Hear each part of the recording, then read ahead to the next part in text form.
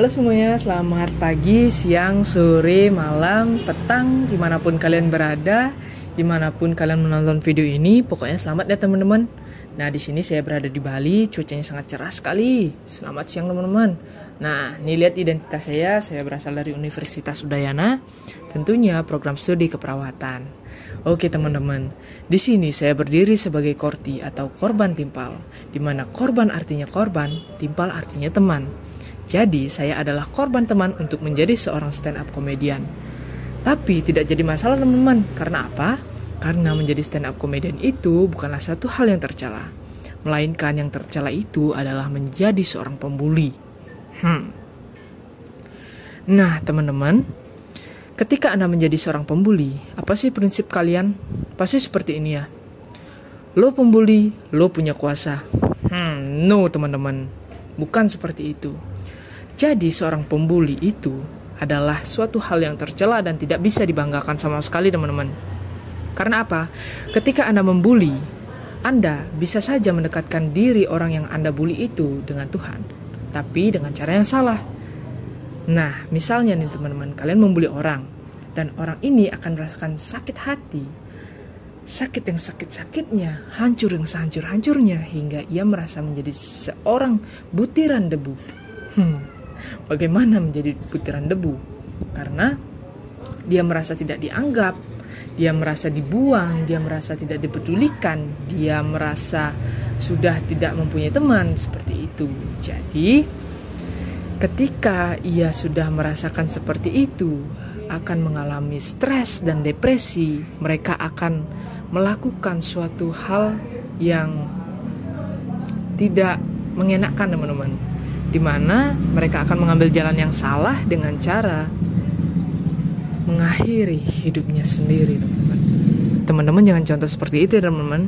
Jadi ketika Anda dibully, Anda bisa melaporkan itu kepada siapa saja, keluarga Anda, orang terdekat, orang terkasih, orang tersayang, bahkan pokoknya orang ya teman-teman.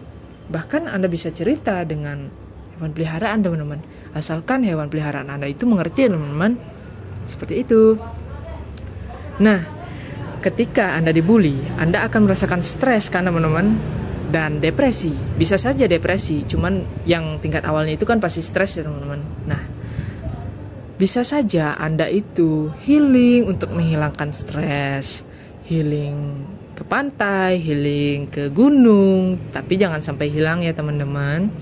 Nah, saya juga bisa memberikan tips untuk menghilangkan stres, yaitu dengan cara yang pertama, yang kedua,